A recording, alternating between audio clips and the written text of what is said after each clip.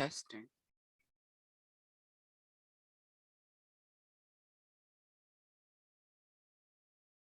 testing.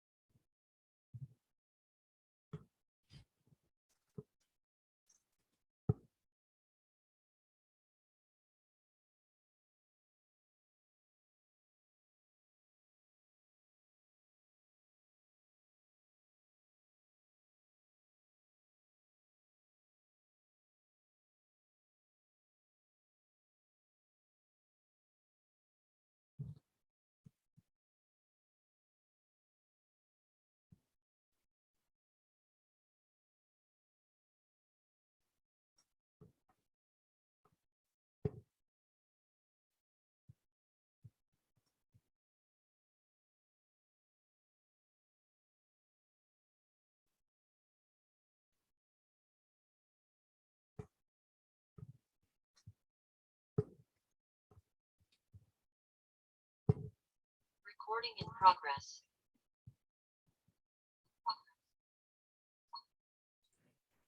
Testing.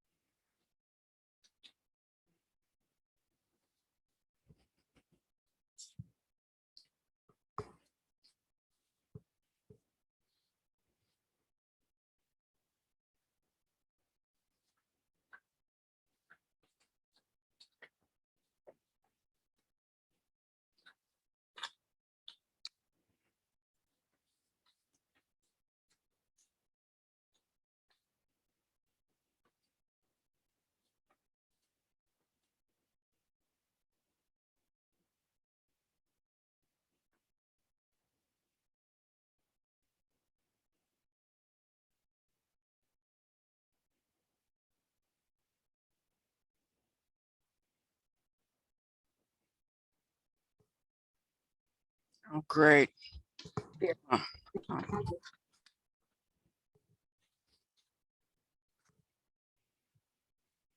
Hello?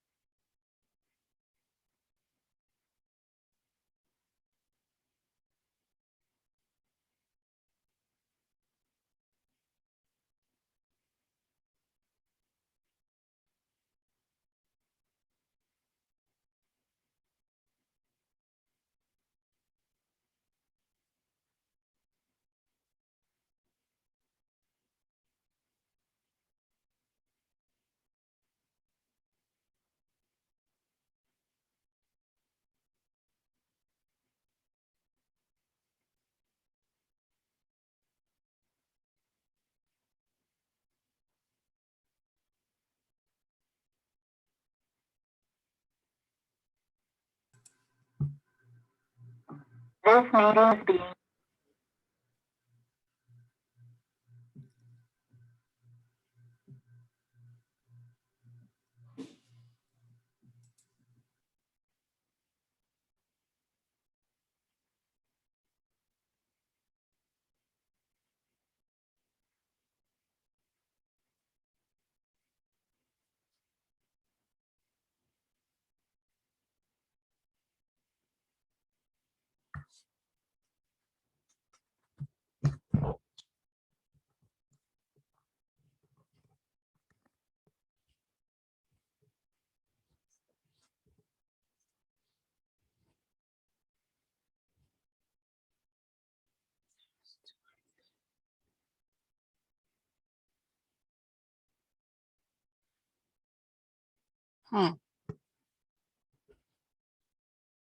Why is she muted?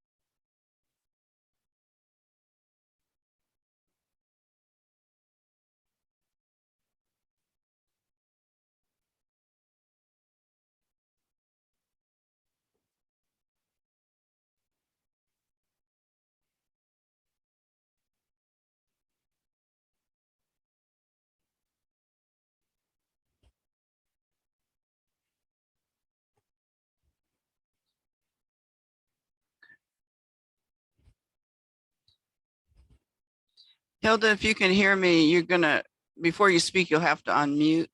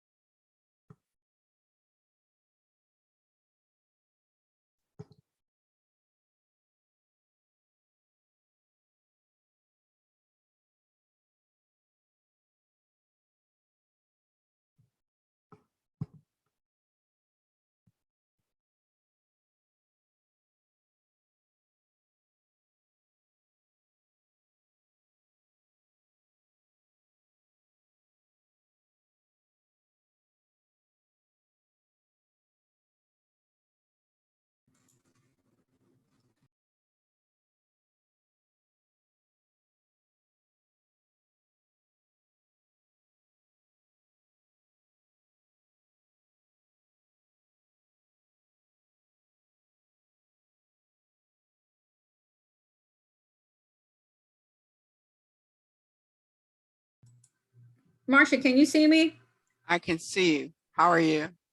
I'm doing fine. How are you? Better.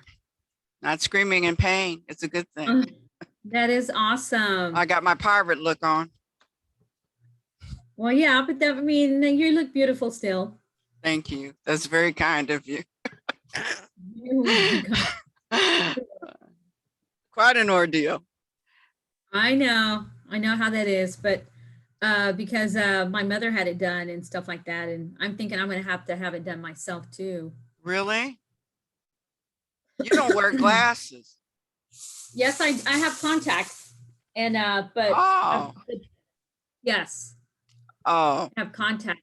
Oh, you So, got good yeah, it makes a big contacts. difference. I've never been able to tell. You got great contacts. Hey, Shirley. Can't hear you. Hey, is the internet connection unstable though? Where is she? On 45th Street? No, I'm over here on Pelican Island. Your internet's unstable? It says it's unstable here. Oh, okay. So I don't know. Let me check and see if I can switch the thing here. Let me see if I get Shirley off of mute.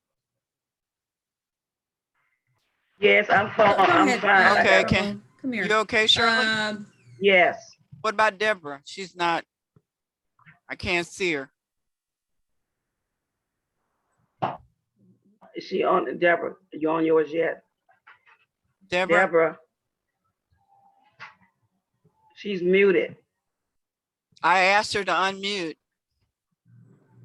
Well, let me try to call her back.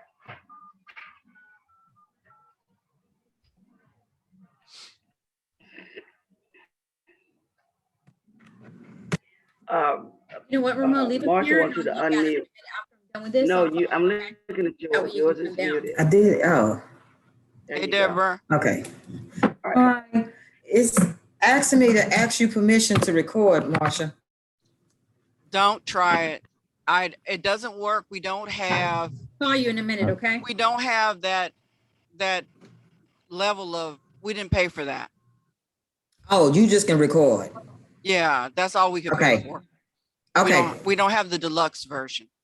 Okay. So you'll just have to use my recording. I don't know why you weren't able to see it before, because I played it on several Yeah, things. you could, whatever, I guess whatever you got on your computer, whatever you played it on, I couldn't play it. Oh, it's raining outside. Well, you should be able to play it, and I'm not sure how we can fix it. But can just look at the participants, and right now it's only the 4 of us, and just kind of scribble it down. I'm going to try to take screenshots because I don't know why all of them didn't show up on the chat. Hey, Amber, you feeling better?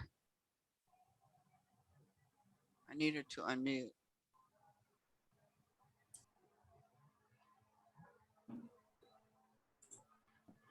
Are you there, Amber? Yeah. Hi. Hello. How are you? You Marsha? feeling better? Yes, thanks God. I'm feeling 100% better. Good, good. That's good to hear. What happened to your eye? I had a cataract surgery on Monday. Oh, wow. Are you feeling okay? I'm still shaky, and if I fall over, y'all just keep going. Well, I hope that It was don't. a little more painful than advertised. They never tell you that. Oh, I'm sure. Yeah. Well, I pray for a speedy recovery for you. Thank you. And you too. I'm glad to see you. Thank you. Yeah, I feel good. Thanks God. Whew, it was rough. No, I bet. I bet.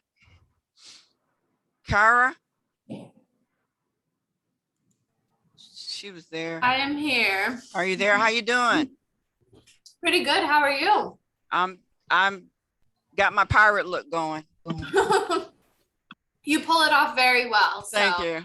It's a Galveston thing. If you know anything about John Lafitte, I'm now officially one of the tribe. There you go.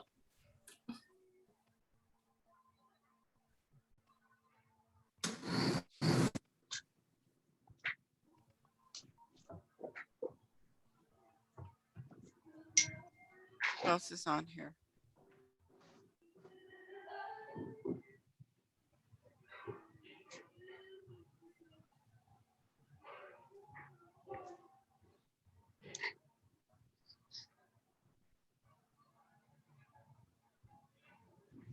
William, could you give us your full name? Would you like it in the title and on the side, or would you just like it said aloud? Yeah, all I have on the sidebar is William. Yeah, let me try and change that for you. Okay.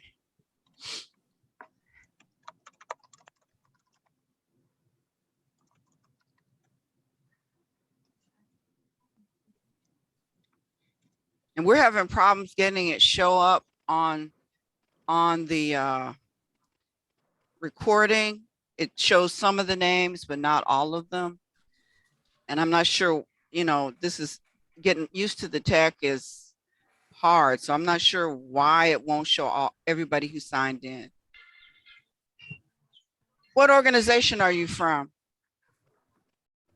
I'm with Endeavors. You're with the tech Endeavors. The office. Okay. Did you turn in your membership list, your application yet? That is a great question, and one I probably need to forward to Melissa. Okay, could you do that? Like Sure. right now, we're just trying to build membership and get everybody connected, and there's no dues this year. Just, we want to get through COVID, get through 2021. If that's humanly possible for all of us.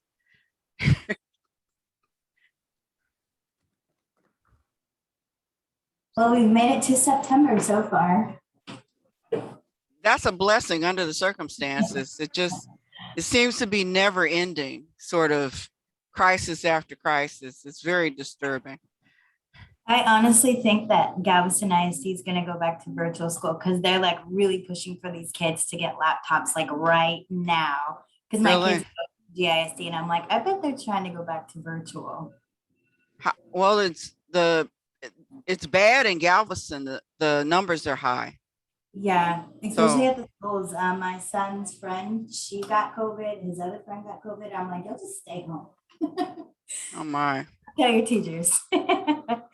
Let's see who else we've got. Carol.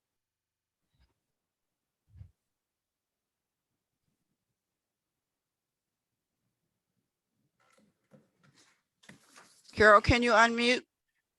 Yes, I did. How are you doing? Hi, I am okay. I have a little sinus infection, but I'm okay. I pray that you are all fine.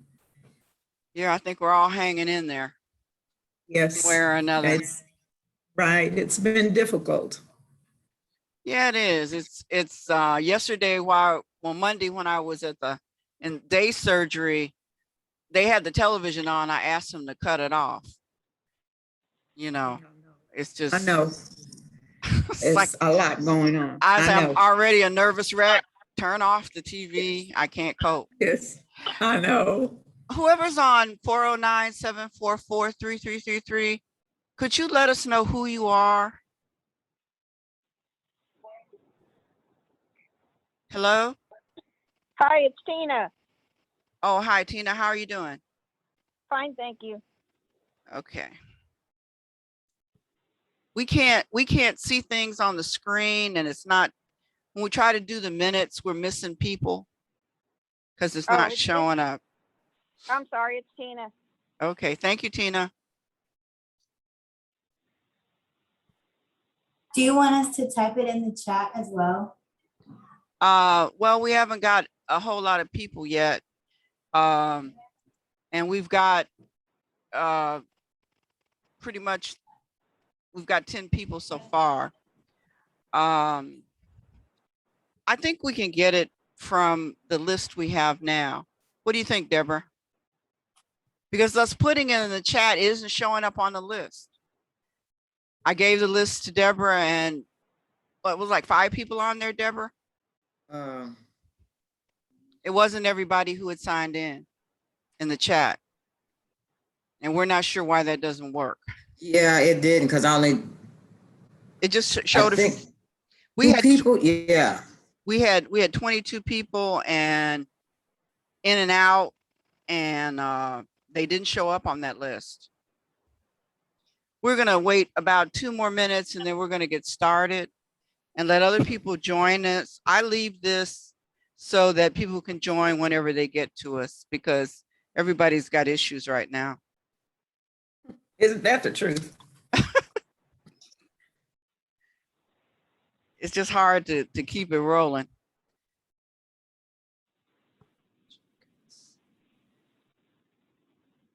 Ruby's here. Great.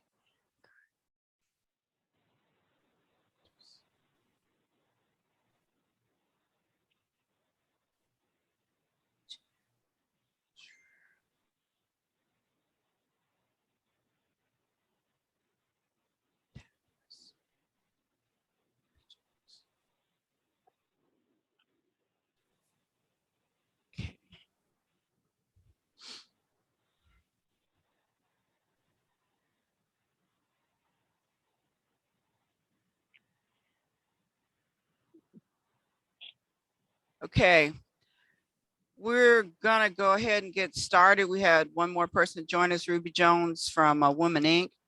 is with us. So we have enough folks to kind of get started here. I think. I got a weird screen up here. Okay, so I'm going to call the meeting to order. I'm going to start with our caregivers prayer. Dear God, bless us as caregivers of our community. Bless us as we bring hope to the poor, sick, and homeless. Bless us as we care for the most vulnerable in our community.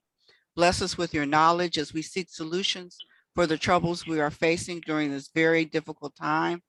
Bless us and bring us peace as we strive to do good in our community. Amen. Amen. And Brittany Rivers is with us. Thank you, Brittany. Hello, How are you doing? I'm great. How are you? I'm okay.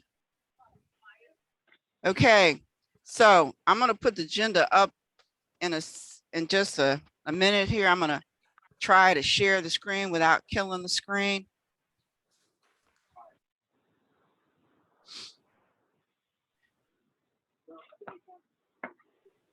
I sent everyone the agenda and we'll start with the treasury report. There's been no activity on their account. The bank balance remains the same at 2971923. By the way, my reading skills are a little low right now because I'm reading out of one eye. The account has checks that are over 10 years old with the wrong address, and we still need another signer. So I need a volunteer to be the treasurer. President, attached are the minutes from July and the corrected minutes from June. Does anyone have any corrections? Hello? Any corrections at all?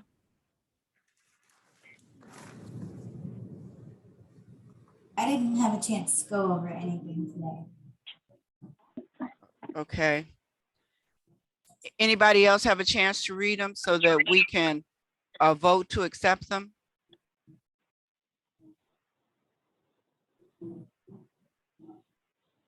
No? You want to move them till next month?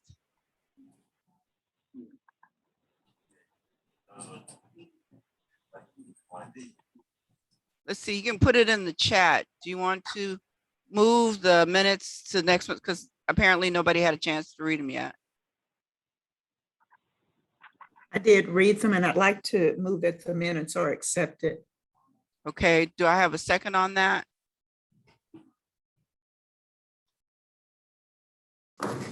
I'll second it. Who? Shirley. Shirley, thank you, Shirley. Yeah. Can you vote in the chat, yes or no? Everybody just type a message right quick. But I'm all about going slow and not rushing because like I said, I don't. Do what?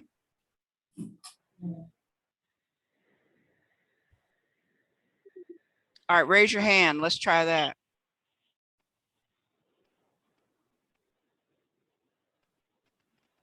Yes.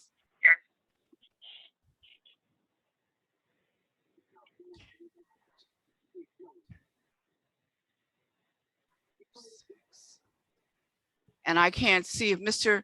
William, could you type in the chat, yes or no? Miss Jones and Brittany? Thank you, Brittany.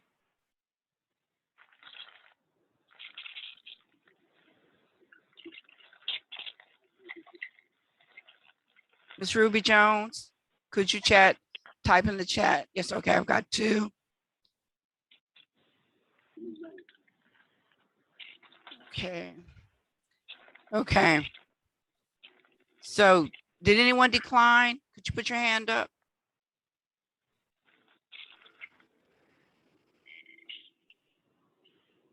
Okay, I don't see any hands. What'd you say? I'm sorry, Hilda, what'd you say?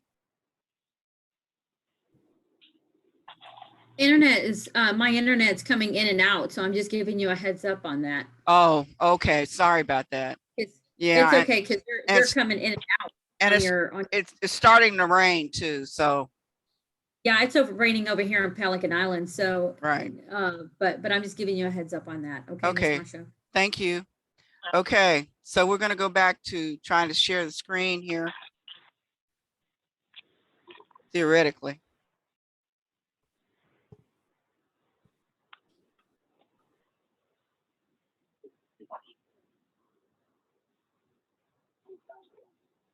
Okay, so President's report. I called the Texas Department of Housing and Community Affairs in Austin, and I found a grants officer. I shouldn't use the word complain, but I did complain about the money that had gone back to Austin.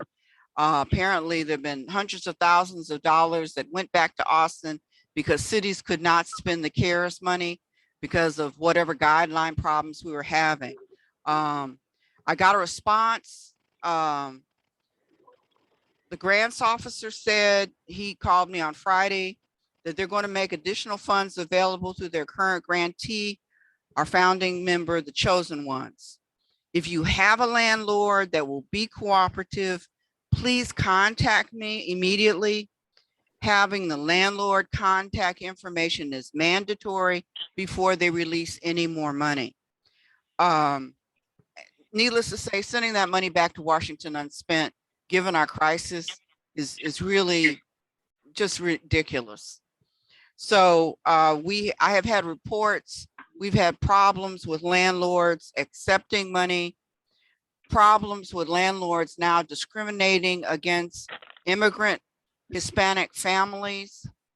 If you know anybody who isn't carrying on like that, we need to know so that we can help find some housing for them. I've got somebody in the background needs to mute because I'm hearing their conversations. If you're on the phone, please mute yourself because I can hear you. So we do have more money in our county available to us. What we don't seem to have are cooperative landlords. Everybody's having a problem. So if you know of anybody, hi, Michelle, thanks for joining us. How are you? I had some issues earlier. Can you hear me? Yes, Okay. I can. Thank you. Thank you. So if you know of anybody in here or even in the Bay Area that will help us utilize these additional funds, I don't know how much they're going to release, but it's totally dependent on us being able to produce a landlord who will be cooperative.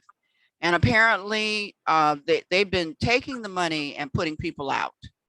So we we have lots of pirates in Galveston County, that's for sure. So if you know anybody, please let me know. I will talk to Dr. Peterson. Yes, ma'am. In terms of the rental assistance, is the big issue that they're wanting to have them sign a year's lease or actually charge more per month? Because that's what I'm finding. If they don't sign a year's lease, they're almost charging time, 1.5 times rent and lease if they go by month to month. That too, huh? So if you say somebody's coming in here, you say, well, we can guarantee rent for 3 to 4 months, they will escalate the price because it's not a year-long lease. Just something to think about. No, could you put that in writing to me in an email? I will give that to Dr. Peterson in Austin and see if he's got a solution. I've gotten one horror story after another. That's the latest. Now these are for new rentals. I don't know Right. about individuals who have a current lease or are behind, but new folks coming in, if it's month to month and they can't sign a lease for a year, they escalate the rental Okay. price. Just put it in writing for me and I will ask him what we can possibly do. Any other stories that I can share with Dr. Peterson in Austin? We really want to get additional funds here if we can get it, but we need cooperative landlords. So that seems to be the problem. And the business of not allowing Hispanic families in without total documentation is a violation of the law. HUD law says in rapid rehousing, that is not a requirement. So, and I also found that out on a HUD training for rapid rehousing last week. So these are people who just don't care about the law. But there's more money available if we can find a way to get this worked out. So everybody kind of be on the lookout. If you have a problem like Michelle's, put it in writing and send it to me. I will send it to Austin. My outreach this month was, I had a column in the Galveston Daily News on August 18th, talking about what we do and why it's important in our county. There'll be a column every month. We're going to keep people on their toes. The problem with all the problems everybody's having, including COVID, is that you put the homeless behind in your mind. You just forget about it. And we don't want that to happen. The new website is up. I got logos on all of the logos that I did have. If you haven't given me your logo, I will attach it to your website. We do now have an official address for the Gulf Coast Homeless Coalition. I've included it in the agenda. It's contact@gulfcoasthc.net so that we can be officially contacted. I'm going to whine again about being a treasurer. I need somebody to help me out here. In order to help out the helpers, I went to Galveston College to see if I can get a student or an intern or someone to work with us so that we can get P&Ls. We want to have our paperwork all in line here. So we are totally compliant. Brief survey, I want your opinion. Please take a moment to give me your ideas, what we can do to serve our community better. Letters of recommendation. I have one savvy person who I will not name, who already asked 2 minutes before I went into the day surgery, and I will get her that by Friday. So if you need those letters of recommendation for any grant, please let me know. And I will take care of that somewhere in between getting my eye patch taken care of. We don't have an executive committee report this month. We couldn't really meet. Amber was sick. I got sick. So we'll get back to that a little later. Recruitment and planning, please send me your official membership form. I want to have forms. I want to have a spreadsheet. I want those forms to back up that spreadsheet so that everybody knows that we're doing the right thing.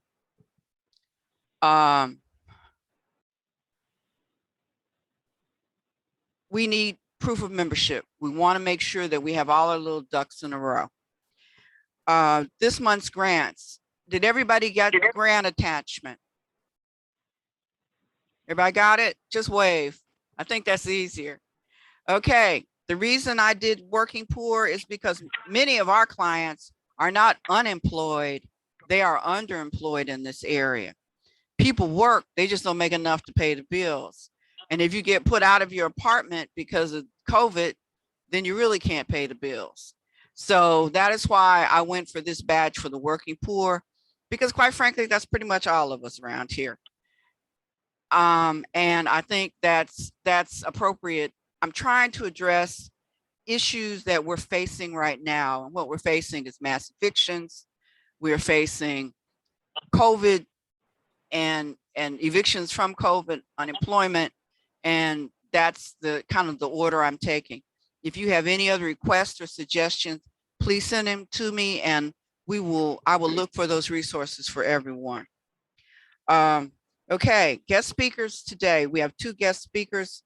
We have poverty and sex trafficking from Hilda Tobias, our Executive Vice President and Chief Operating Officer of the Children's Center. She's one of the few women in her position in the state of Texas, and she is hands-on. She's not a person who just sits in the office and directs traffic. She is out there helping people and trafficking victims. If you think that in this county right now, because of COVID, people aren't trafficking children, you would be wrong. COVID has not only not stopped them, but I will guarantee you there's a group of them headed for New Orleans right now. And if you think that your child is safe because you send them to grandma's house in Hempstead, Texas, you are also wrong, because the traffickers are spread out. It's so bad now that I have a friend in the sheriff's department. I used to stop for gas at a gas station just before an exit near Hempstead. He said, don't stop there. And it's in the middle of nowhere. You know, so she's going to tell you about this. I'm going to put an exhibit out, one of it actually that we use in our grants, because it might sound strange to you, but our grantors don't believe us. They kind of live in their little dream world too. So everybody get on mute, and we're going to let Hilda take this away. But let me get this shared.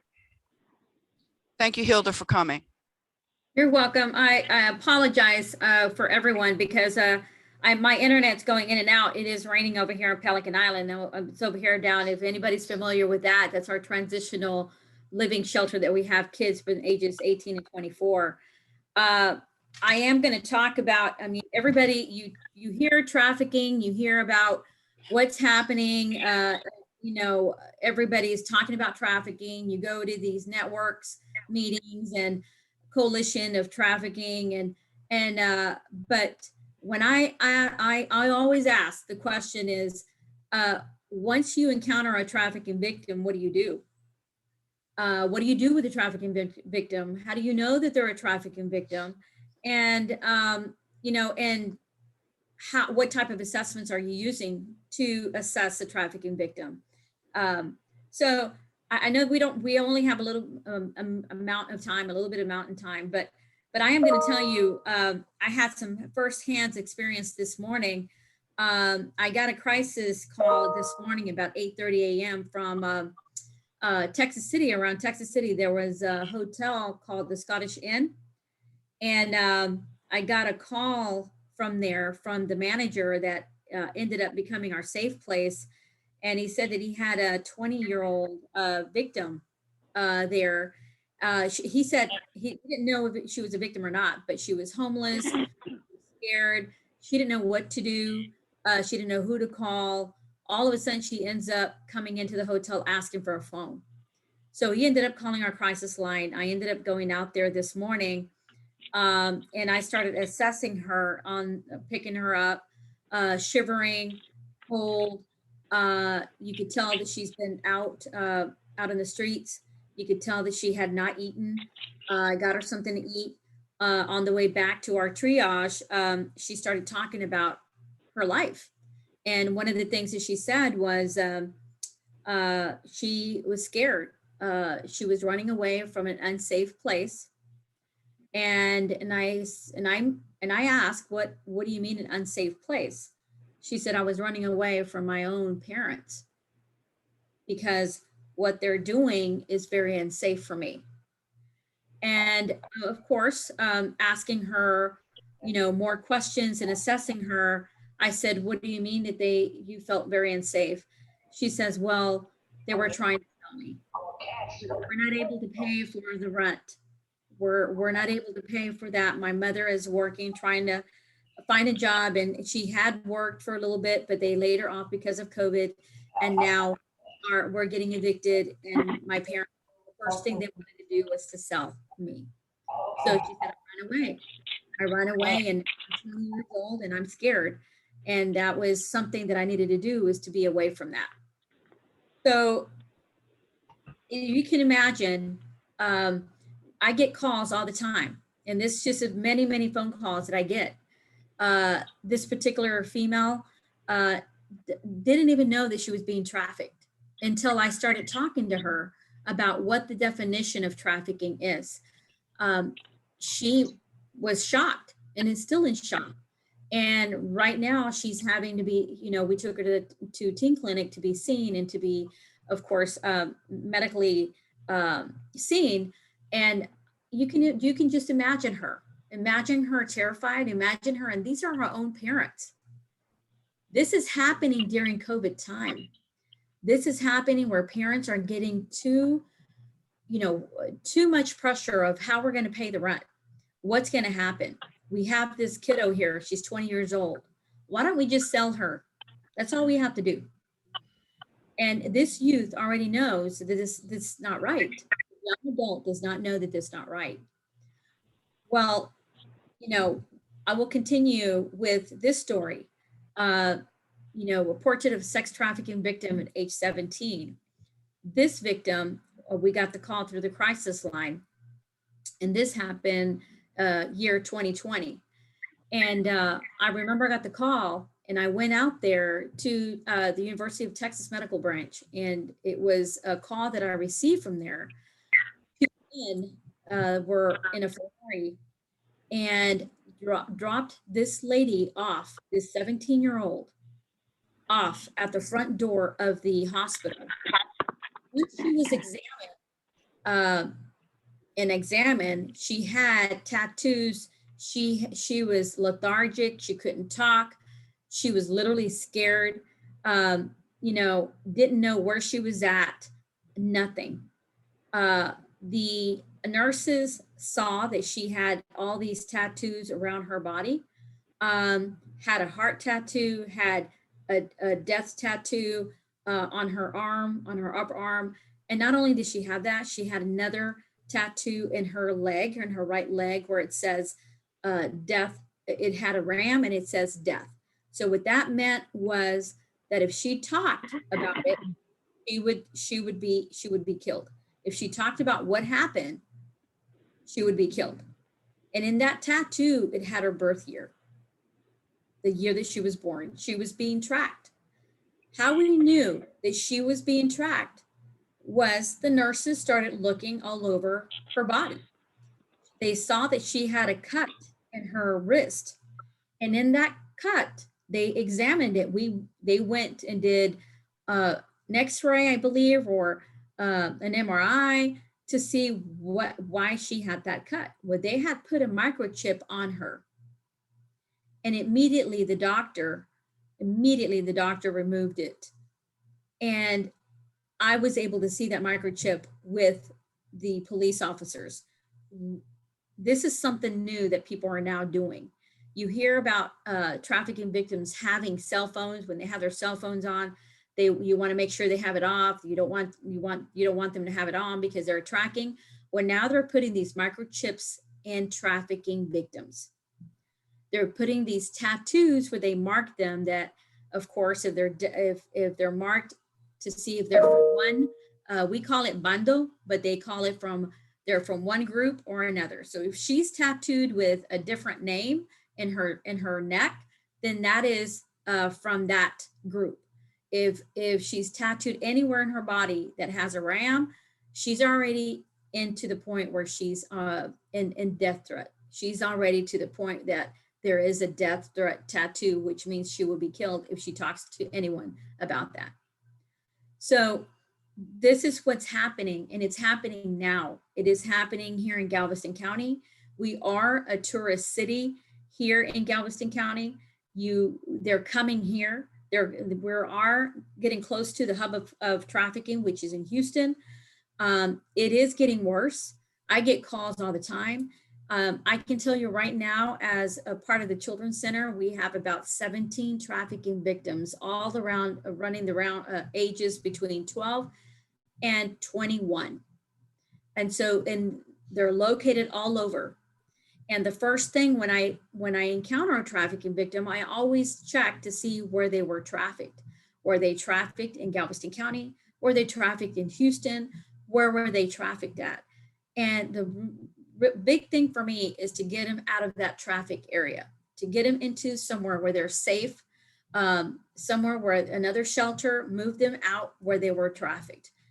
Why do you think I have to move them out where they were trafficked? Did anyone have any answers on that? The reason I have to move them out of their traffic area is because these traffickers know they're being tracked. They know if they see them, they have people they talk, they have people that follow them, and they can be lured into trafficking again. Or there could be a life-threatening situation there because they talked, they were in the same situation, they came into the same situation or the same city that they were out being trafficked. So we definitely want to move them to a different place, to a different shelter where they feel safe, where they feel like they can talk to people, they feel like they can be normal in society again. Now, what are some of the red flags that are trafficking when you encounter a trafficking? What can you do as an agency or as a person or as a case manager encountering a victim out in the street, dealing with poverty, dealing with homelessness? The first thing you want to look at is, do they have any tattoos in their body? Do they have any names tattooed around their neck, around their wrist, around their legs? How are they dressed? Do they have, is it very, very extenuating how they're dressed? Do they have wigs? Do they have mini skirts? Do they have a lot of keys? That's one thing. Do they have several phone numbers? I mean, do they have several phones that they're carrying with? And sometimes they carry 2, sometimes they carry 3 cell phones. Are they really hungry? Ask them, when was the last time you ate? Oh, I haven't eaten since yesterday. Okay, what did you eat yesterday? Well, I didn't eat yesterday. Oh, okay. So when was the last time you ate? About 2 days ago. Okay, so what did you eat? I just remember somebody bringing in a bowl of cereal. So you're getting all these questions out there and you're assessing them. And then also, where was the last place you slept? And, that's another question I ask. What was the last place you slept? And they say, oh, well, I slept at a hotel. Oh, okay. If you're 12 years old, okay, who paid for the hotel? Well, a friend of mine. Okay, so what did you do at the hotel? Well, I was there with a lot of girls. Okay, what else did you do there with all the girls? Were they your friends you met? Oh no, they were just different girls. And we were required to be in a room, and and I was required to do stuff to men that were coming into the room. You're talking about a 12-year-old. A 12-year-old that does not understand what she's doing, what she did, and if someone forced her or coerced her or what. And these victims are like that. They don't know that they're doing something. They all they know is that they're going to get money. They're being groomed to get money. This particular 12-year-old girl that I'm giving an example, she was being groomed. Her parents were facing evictions. Mother had a mental health issue. Father had a substance abuse issue. What's the first thing that the little girl is going to do, a 12-year-old, when she's going to begin school? How is she going to get clothing? How is she going to get lunch? How is she going to get to school? If these people understand that this little girl is very vulnerable, they're going to go after these 12-year-old little girls. They're going to go after these people facing, or these kids facing homelessness. And right now, COVID does not stop them. This is the worst. COVID-19 is very vulnerable for our homeless population. It is affecting kids as young as 12, as young as 9 years old. I've encountered a 9-year-old victim of trafficking in Houston. And she was lured in, where she came in from another country, lured in. They were promised, the parents were promised that this 9-year-old was going to go into fashion industry, and she was going to become popular as a model in a fashion industry. And all of a sudden, this little girl was placed in a safe house, which these safe houses are where they're being trafficked. She was in a strip mall, and she had run away from that strip mall into a Valero gas station. And in the Valero gas station, we have our hotline number. She ended up getting her phone and ended up calling our crisis line from the Valero gas station. We ended up picking her up. And the first thing she said is, I need to get away from here. They're following me. And we got her away. We called the police and HPD, but by the time they get there, it's about an hour or two by the time they get there. Of course, we're driving her to a safe location. We're driving her back to the police station. She's telling us everything. She's telling us there is a menu. There's a strip mall. You go into that mall. It's a regular office. This regular office you see is a regular secretary. They're waiting for someone to come in. Truckers come in, lawyers come in, doctors come in. They give him a menu. This little girl, 9-year-old girl, was separated into rooms behind the secretary's office. There were 6 rooms.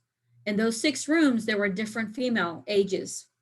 What they do is pull out the menu and they give it to the first person that comes in. And they know, because we know that there is Facebook communication. There is a black book that's out there that people come in and ask for this type of services. And so they know that these people are coming into these offices, and there you go. There's a menu. And in this menu is a girl's picture. This girl's picture, and this is coming from her, has all these type of stuff on the side and says, if you want this, this is how much you're going to have to pay. If you want to do this, and it all is sexual. If you want to do this, you can pay this. It's a menu of things to do with this little girl. And she was 9 years old. So she was able to talk to the police. She was able to tell them everything. They were able to do a stakeout. And of course, people don't talk about this. People are hiding behind, everything. They don't talk about this. You didn't see it in the news, but they were able to catch these traffickers. And not only were they able to catch these traffickers, these were actual people living in regular homes.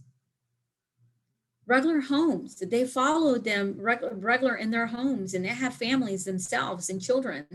And these were actual traffickers that had this particular little girl in a strip mall. And so, I'm putting it out there, and I know that I have a very limited time, that this is happening. It's about time that we all step up. We all start looking at these red flags. We're all start talking about what is trafficking. We all start doing something, start doing something to fight to stop trafficking. We need to do something. And especially now in this time, it's affecting everybody. People that are out there and being evicted, people that are being a victim of family violence. You have children running away all the time because of that. They don't want to see their parents fighting all the time. We have kids running away from shelters because they don't want to be part of the shelter. They're vulnerable to be picked up, to be trafficked. So I know these are short stories that I'm sharing, and hopefully I'll be out there doing more training on what is trafficking. Miss Marcia knows where she can find me. I'm actually out there in the streets doing outreach, and I'm out there doing, preventing trafficking, going out there training, going out there and actually working with clients that are being trafficked. So if anything, if you need a special training, or if you need a brochure or anything, please let me know. Miss Marcia knows where my number is. I'm willing to help. whatever I can. You have outreach workers that need to be trained in how to assess a trafficking victim. Please give me a call. I'm here. We can definitely set it up and we can definitely go from there. But do we have any questions or anything on what is trafficking and these stories that we have? One of the questions we just got was from Michelle Wormley, and she was asking, what's the, how punitive? The law just became more punitive. It's in your email. They just turned it into a felony as of today. So there is some recognition of how grievous a crime this is. It wasn't a felony previously? I was shocked at that too. I mean, if it involves. No, I mean, it if involves wasn't. If it involves a minor, No. Apparently it was not. They were calling the kids prostitutes at that time, I think. Isn't that right, Hilda? But the law Yes, they literally were just calling them- changed today. I was shocked too to find out it They were was a ca- felony. That's what's shocking, Michelle, because, you take these kids, you go to court, and the first thing is they're being ridiculed by the own prosecutor saying, okay, well, you ran away. That's your fault. Right. It is your fault because your parents are going through eviction and stuff like that. And they don't press charges for these traffickers. And again, now it's changed where now it is a felony. Now, they're cracking down on that. But I can tell you right now, there's a lot of things happening right now that people are now trying to stand up. And you like I said, you hear a lot of people talking about what is trafficking, how to prevent trafficking. But the bottom line is, how are we going to stop trafficking? What are we going to do as a community? What can we do? And I can tell you right now, we go to presentations in the schools. We go to, I get the drop-in center, or I get calls everywhere that want me to talk about what's trafficking, with runaway and homeless youth or for families. Because not only does it happen with youth, it also happens with older adults, and what do they do? When you encounter them, what do you do? Do you still leave them in the same county where they were trafficked? What do you do? And so you hear about prevention, but you don't hear about the what can you do to try to stop trafficking? What is the other next step of legality for these families or for these youth? What can we do? And so I'm sharing this because I used to go to the Trafficking Coalition. I think it was called here, Gulf Coast Trafficking Coalition here in Galveston County, but I don't hear it anymore. And so I was going to talk to the president, Ms. Marcia, to see if we can start doing something like that about the trafficking and talking about what is trafficking, what is happening, what are the trends here in Galveston County. Because of course, Marcia, correct me if I'm wrong, aren't we right there in that corridor for trafficking in that Highway 45? It goes all the way to Beaumont, all the way from Houston, and stuff like that, where truckers are getting, I actually have pictures that I went to Corpus Christi last week and through Leopard Street, which is a very, very busy, well-known street in Corpus Christi where truckers go to pick up young females or young men. And I have pictures of that. I was out there sitting in the corner trying to see, because we had found a youth that continues to go. And we actually had the FBI there with us, and there were surveillance cameras, and we were allowed to take pictures. And I was just surprised. This youth was 14 years old, and a trucker was picking her up and then brought her back after 30 minutes. She's not learning how to drive a truck. We know what she's doing. And so we need to step up as agencies, as co-partners, as partners that we are. We need to do something to stop trafficking. So again, thank you very much. I know Miss Marcia is 241. I'm a talker, but if you have any questions, please don't hesitate to call me or email me, and Miss Marcia knows my email. So our hotline number, just to give y'all a heads up, it's 844-763-8861. With anyone that has any questions or anything, call our hotline, or you can call or pass it on to anyone that's facing or that you suspect someone being trafficked. Call the hotline, let us know, and we can help.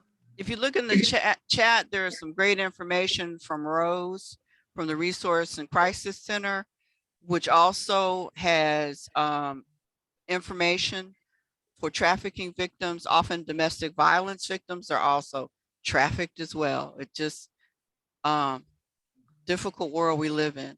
Is there any other questions? We're going to follow up on this. There are some new, I've been seeing ads on television about new hand signals for victims. I don't know if anybody knows about that, but that's maybe something we should look into, share with Hilda and Carol, and see if we can get that out there more.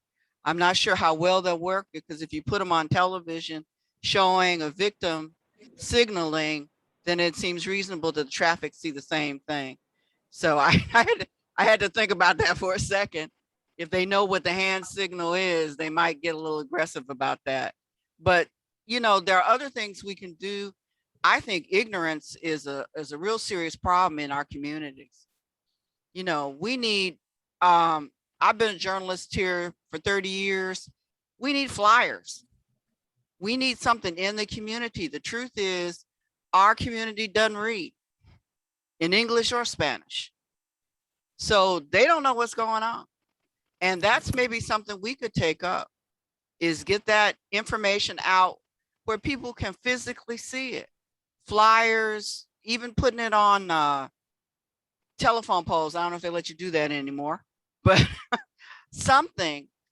We need to think, everybody needs to think about outreach. How can we get the word out for real? Because the traffickers thrive on our ignorance. They know nobody knows. I know in the African American community, very few people I've met even believe it. That is so true. Their 13-year-old runs away from home and they say, oh, she's gonna be with a friend. It isn't until she disappears permanently that it occurs to her the neighbor has been trafficking her. We just don't get it. I don't know why. It's a cultural thing. It's strange, but part of it is ignorance. So maybe that's, Hilda, maybe that's something that our coalition can work on, improving that outreach and getting it to the people in their hands. So I would appreciate any information anyone has on how we could physically pull that off. You know. Well, Marcia, not to interrupt you, but we have some stickers that we have. We have what is called the SOAP project. And so there's some stickers that we had ordered through the Children's Center. And so these stickers are actually have our hotline, and it has a trafficking hotline number also. If anyone wants some of those to help me in your agency, maybe we can put them in the bathrooms. If you go to Valero, ask permission, they'll let us put it in the bathroom. There's little small stickers that have our hotline number on there. Okay. And you don't realize that when we go out there, I get calls all the time from trafficking victims that go to the bathroom at Valero because they've seen those and they can write them down, or, you know, or take pictures on their phone. And they call us. And I always ask that one question: how did you know to call the Children's Center? How did you know? Well, we saw your sticker at a Valero in the bathroom, because we know that the traffickers let the trafficking victims go in the bathrooms, and sometimes they follow them, sometimes they don't. But they're little small, little square stickers. So if the community, that's an outreach. That's a good tool That we can use, all of us could use, you know, in your agencies or anywhere, you know, anywhere you live. And so the more people we can share that with, the better. You know, that's the better prevention that we can do, you know. And it's basically having safe places for these trafficking victims to go to. That's a good idea. Let me put that in our next email blast, that resource is available, and maybe our members, we can get stickers to them. And it's a small, dumb thing, but if you're out, you know, going to dinner somewhere, you can drop a sticker, drop a soap, and do it very inconspicuously and get that word out there. Michelle said being sensitive to the diversity in the cultures will enable more targeting. I am open to any suggestion you have, Michelle, because I have tried talking to people in my neighborhood who tell me I'm lying. Yes. Okay, I'm just open to suggestion. You know, how do you convince people that it's real? You know, And that's something we need to maybe, have a little workshop on. Because I don't know why we're so tuned out. And we are, so I don't, but let me put that on our next email blast, Hilda, provide me with that information, provide me with a screenshot, and we'll get that out there. That's the solution right there. We've brainstormed and came up with something. Thank Okay, you, Marcia. And Thank thank you, you. everybody. I appreciate it. And we definitely are going to work together to fight to end trafficking. So thank you very much. Thank you for that information. Okay, next we have Texas Homeless Network. Is it just you alone, Kara? Okay, Yep, it's great. just me. Huh? Yeah, I said, yep, it's just me. Yeah, okay, great. It's just you. It's wonderful. Okay. Who's Madeline Cohn? Could you explain who you are? What organization you're with? Could you put intern at Endeavors. who? A social work intern at Endeavors. Endeavors. Okay, thank you. Okay. So update on pit count. Take it away, Kara. Hello, everybody. So I believe I've been in meetings with most of y'all at this point, but for those of you who have not met me yet, I'm Kira Henderson. I just got a promotion, so I'm the data manager here at Texas Homeless Network. Congratulations. Thank you. So just to give y'all a quick overview of who Texas Homeless Network is, we are a nonprofit that is located in Austin, but we actually cover 215 counties across Texas, predominantly communities like yours, as well as rural communities. So we don't really cover any of the large cities. Our largest city that we cover is Denton. So part of our work is helping provide technical assistance and support to service providers like y'all in the homelessness sector, as well as related sectors. So I know that we oftentimes have DV providers on these call, domestic violence, sorry. I use a lot of abbreviations, so I try to be a little bit better at that, but domestic violence providers, we also help collaborate just across other coalitions in the state. So my role particularly is helping conduct the annual point in time and housing inventory counts. For those of you who are not familiar with them or have not participated before, the point in time count is an annual count that happens during the last 10 days of January. The point of the count is essentially to do something similar to a census of the individuals experiencing homelessness in your area. So all that means is that we that y'all conduct surveys on the designated night, trying to gather information on the number of folks experiencing homelessness, as well as some demographic characteristics of those individuals. The reason that I am here today is because Marcia recently attended our first overall meeting talking about the point in time count, and she said it was probably of interest for y'all to hear any updates we have. For those of you who were not a part of Gulf Coast Homeless Coalition last year, we had planned on conducting a sheltered and unsheltered count, but due to concerns around COVID-19, the unsheltered count, aka the street count, so the count of the folks that are staying outdoor, like in outdoor encampments, streets, cars, etc., that was canceled due to concerns around transmission of COVID-19. This year, we are kind of in a bit of a holding pattern. So we have not gotten any updates from the Department of Housing and Urban Development about whether or not the count will still be occurring. I will say that last year we did not get formal guidance from HUD until late November. So I am not anticipating getting any formal guidance from them before then. What that means for y'all is that we are going to continue under the guise that the point in time count, both the sheltered and unsheltered, will still be happening as normal. So for the time being, what that means is that we need to decide in this group who is going to be the primary point in time count lead and who is going to be secondary or assist with that point in time count planning. Previously, we had Marcia kind of handling one portion of the count, and then we had an individual who's no longer at Gulf Coast Center handling the other portion of it. But Gulf Coast Center is no longer leading the count. So we are in a we have an opportunity to figure out who the new point in time count leads will be. I don't want to go too much into the nitty gritty of what that is because we have some time to decide, and I will be posting resources to the website. But essentially what that means is I at least need by the end of this month, the 2 main contact people that I can be sending resources to that will be attending the general training that I will, like webinar training that I will do. So those people that can kind of be a liaison between this local homeless coalition and Texas Homeless Network. So that is the quick overview.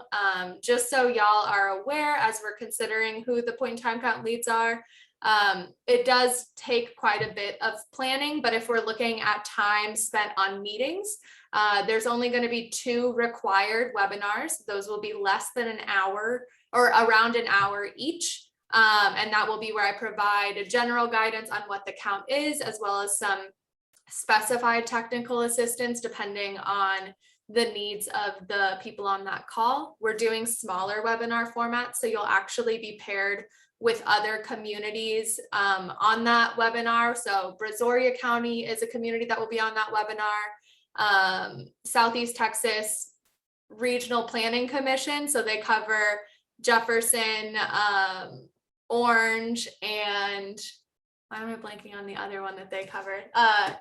Jefferson, Orange, and Hardin counties.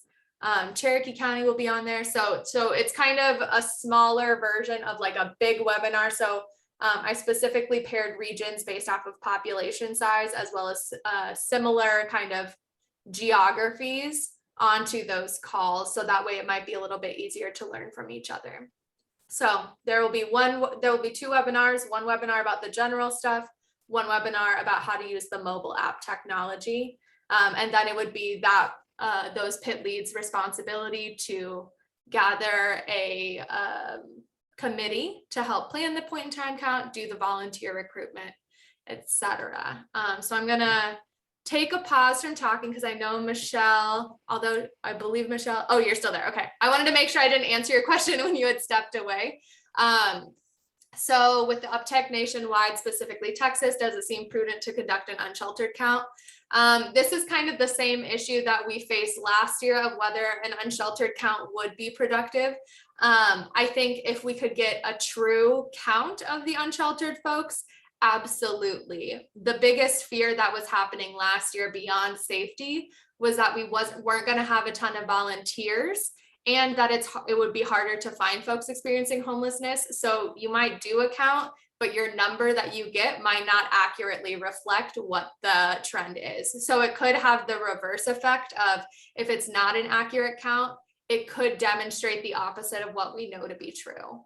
So I think that was one of the big considerations that we came across last year, is we knew that there was going to be fewer volunteers. Yes. I know that as an alternative to that, they utilize the numbers from the previous years.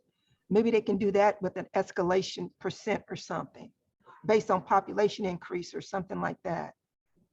So there are kind of ways to do estimation tools, but they're not, I wouldn't say that they're reliable enough to use in like beyond just kind of that informal way, like informal conversations like this. And it's always an undercount anyway. It still doesn't truly Exactly. represent. Yeah. Exactly. Yeah. So it's always an undercount. There's always some level of estimation that goes into it. Ultimately, the only way that we could, so typically the Department of Housing and Urban Development requires that we conduct the unsheltered count every other year. Last year, we did not conduct one. So in theory, we will be required to do one this year. That being said, if HUD comes out with the guidance like they did last year, where it is up to your community to opt in or opt out, we will present that information to our COC board, and then they will make a vote on whether or not as a collective we are going to opt out. So that's kind of what we're facing. There's kind of there's other options, including doing shorter surveys, doing only a head count based off of observation. So there are different things that we could potentially explore that don't escalate to the level of not conducting the count, but those are kind of up to HUD about whether or not they're going to be options again. So that is kind of where we're at right now. Okay, are there any other questions about the pit count? We're gonna have to work on the island. We pretty much we worked together, myself, Michelle, Reverend Lawson, we kind of got that squared away, and that's good because we have the most homeless. So that's very helpful. However, the mainland is a problem. We're gonna have to work on that. And that was what Gulf Coast was doing, just the mainland. Yeah. So we'll work on it. Have they said they're not going to participate? They haven't said anything to me, and that's all that happened is Justine apparently quit her job and went somewhere else, and I'm going to have to find someone else at Gulf Coast to communicate with. Yeah. They haven't been communicative at all. It could be just the loss of this one employee. Marsha, Yes, sir. we have Brittany Rivers on the line from Gulf Coast. Why don't you ask her? Okay.